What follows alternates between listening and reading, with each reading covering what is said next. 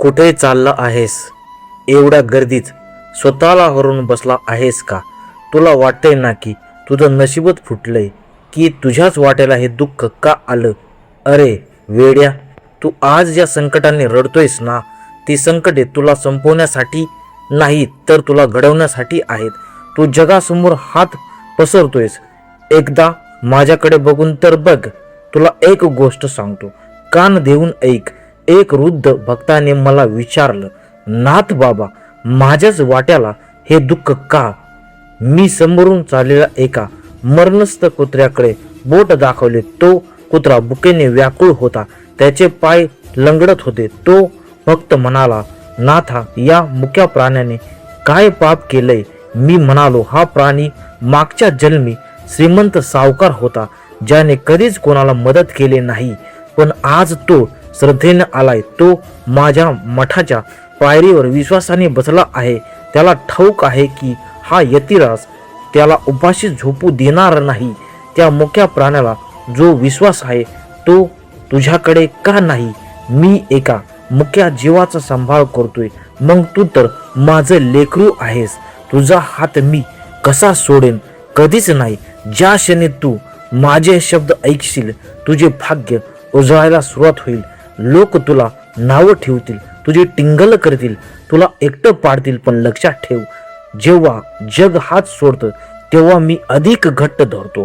तुझ्या डोळ्यातील प्रत्येक थेंबाचा हिशोब माझ्याकडे आहे. तू रात्रभर ज्या काळजीमध्ये जागत असतो, मी तुझ्या उशीशी असतो. आता घाबरू नकोस, कारण तू एकटा नाहीयेस. तुझा हा नाथ बाबा तुझ्या प्रत्येक श्वास मोजत आहे. ज्या संकटांनी तुला घेरलंय ती उद्या तुझ्या पायाशी लोळांगण घेतील. हा माझा तुला शब्द आहे. तू फक्त श्रद्धेचा दिवा लाव. तुझ्या आयुष्यातील अंधार दूर करण्याची जबाबदारी माझी आहे.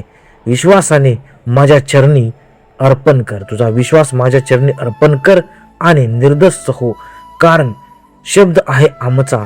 तू आता चिंतामुक्त होशील. जर तुला माझ्यावरती आणि माझ्या मुक्या प्राण्यांसारखा विश्वास असेल तर आताच कमेंटमध्ये ओम चैतन्य नवनाथाय नमः लिहून तुझी हजेरी लाव. तुझे हे शब्द लिहिताच तुझी सर्व संकटे मी माझ्या अंगावरती घेईल. बघ, मी तुझ्या पाठीशीच उभा होतो, परंतु तुला दिसलो नाही.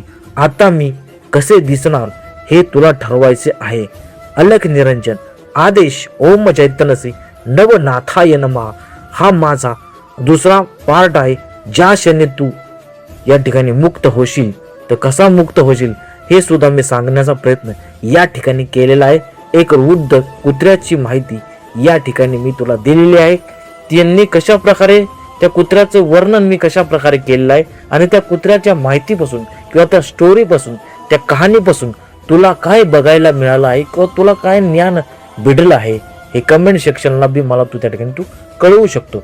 जाताना तुला एवढंच सांगन की कमेंटला ओम चैतन्य नवनाथ आहे नक्की लिही. अलख निरंजन आदेश पण या ठिकाणी लिहायला विसरू नको. आदेश.